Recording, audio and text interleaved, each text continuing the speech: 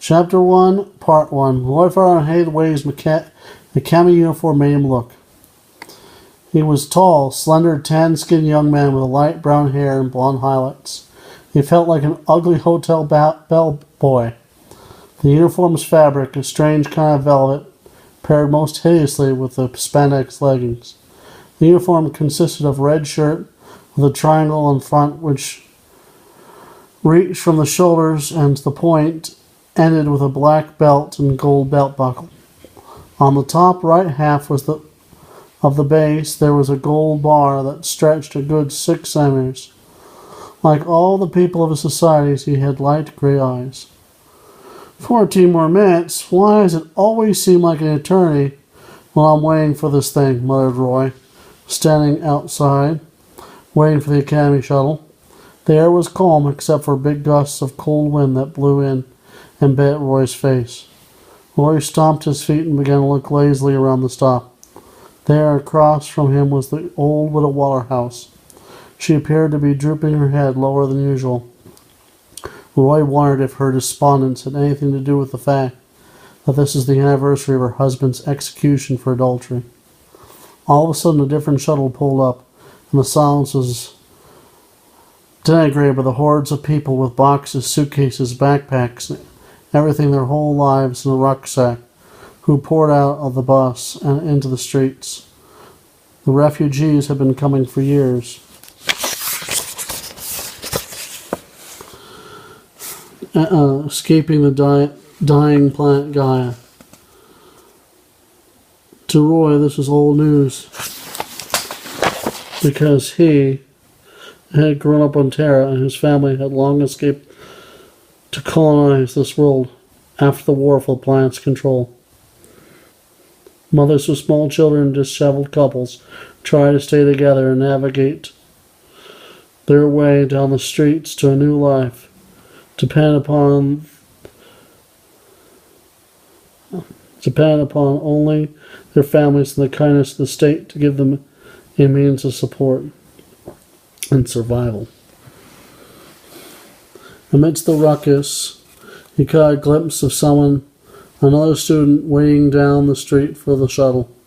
She was the quiet one, whose elegance he tried to keep only on the corner of his eye.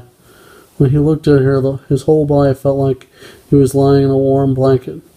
He began to think about the two of them getting together for dinner sometime, her arm around his, and her head on his shoulders. His heart skipped a beat.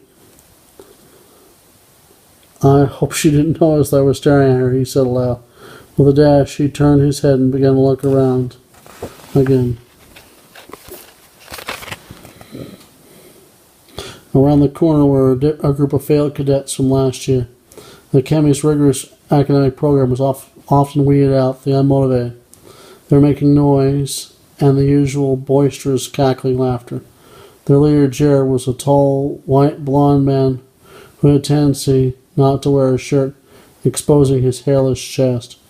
He and his 5 friends stood at the bus stop, fighting each other and yelling insults at the people passing by. Now again they would yell a mixture of phrases on the top of their lungs. One day they'll get arrested for drinking a gallon of illegal Sharkland ale, Roy snarked, knowing that they could not hear him. Roy continued to look around. In the back of him was a robotoy with its cold metallic form gleaming in the sunlight. With its invisible sensors, it looked for any crime or foreign invasion. As the robotoy turned and looked at Roy, Roy remembered that the machine was reading his every thought. His whole body shivered back and forth from the unforeseen wind. The amorphous robot, with no face, eyes, nondescript arms and hands, felt like a shadow of obsidian, the shape of a man but nothing else. As he continued to monitor thought patterns and seek out targets to subdue, Roy wondered, was it reading his mind now? Would it attack because he violated some thought crime? He tried not to think about it. Suddenly Roy heard a whoosh of air. Finally he exclaimed. Roy boarded the shuttle quickly, trying to find the best seat he could. Hey, what luck! There's one right by a window. His outburst startled another student sitting nearby.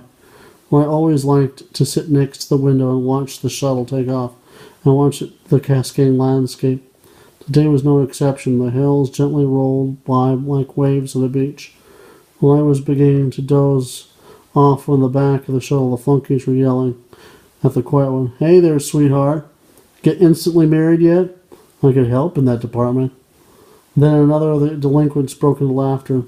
Roy felt a burning heat rise from his toes to his head, feeling a mix of anger and fear overcome him. Jared came up to her, and as she fought him away, he tried to kiss her. "Leave her alone," the flunkies just laughed.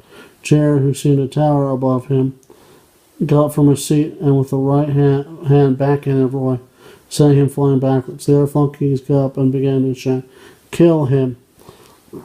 Roy felt the shuttle spinning, but with the bull-like shape of his head, he began to run forward, hard and fast, using his fist like a battering ram. He hit Jared square across the jaw, slamming him against the back of the shuttle. Roy stumbled forward, then backwards again, noticing the shuttle had landed short of the academy. To Roy's horror, the Robotoids rushed into the shuttle to quell the skirmish. The Funkies became victims of the Ahmed law enforcers' crushing manacles, moving at light to contain the arrests perpetrators with no quarter.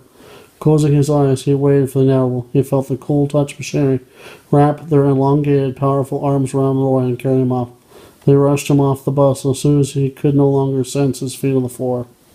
Without warning, he came to a jolting stop. For the moment, he felt safe, and Roy opened his eyes to see the Robotoid standing above him, handing him a printout. Roy watched the two shuttles, the Academy,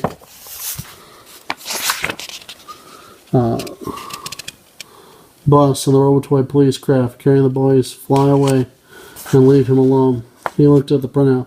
"Dear citizen," it began. The runner listed the exact date and time of the incident and continued. "Because our sensors indicate you did not initiate the altercation, no charges shall be pressed. However, because you disrupted normal public transportation operations, your permit for shuttle travel has been revoked. Civilian Travel Act 1231-416. Roy crumpled the paper and put it in his pocket. He sighed, muttering himself, "At least it's only 4 kilometers and 1 hour to the academy." The city hummed the commotion of a multi-tiered traffic as the commuters piloted their cars to work. The steady line of vehicles crisscrossing the avenues between the skyscrapers above Roy blocked out the sun and darkened everything around him. The wind picked up and Roy shivered, realizing that he left his jacket behind. He jogged towards the academy when he heard a drumming sound of feet coming closer to his. Quickly he turned around to see who or what it could be. His heart racing, his hands were palpitating. His breath grew short. He crouched down, ready to fight, but instead of a flunky, it was the quiet one. Her hair was wet and dark from the sweat. Her cheeks were flushed, and her freckles were much more noticeable. "Wait up," the quiet one said. Roy slowed and came to a stop. His mind was racing with something to say. "Are you following me?" He jokingly wished he hadn't said that. She looked down at the ground, her lips quivering. "Yes, but I didn't mean to offend." Roy's head was dizzy, and the world seemed to be flying past him. He managed to hurriedly eke out, "It's all right. I'm a little embarrassed to admit, but I don't know your name." The quiet one looked up at him with her eyes full and round, staring deeply into his. She spoke in a soft, calming voice. "It's Shauna." Roy borrowed a line from an old movie he saw and once replied, "That's a beautiful name. It suits you." She waited, and Roy realized he hadn't given her his name. "I'm Roy." There was a pause. "Shauna, I suppose we should be getting to Mr. Fellman. It's going to give us both detentions. Please walk with me right now. I don't feel like walking alone." "Sure, I'd love to," she said. She began walking and kept her head lowered. "There's just one thing that I feel I must ask. Why did you?" Her voice went hoarse and she couldn't continue. "Why did I stand up for you?" interjected Roy. Shaw nodded. "I did it because I didn't think anyone should be tormented like that. Especially not a cutie like you." Shaw blushed and Roy chuckled.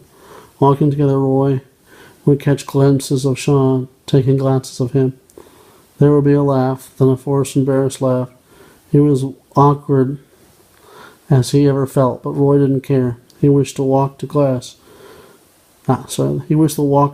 to class could last forever.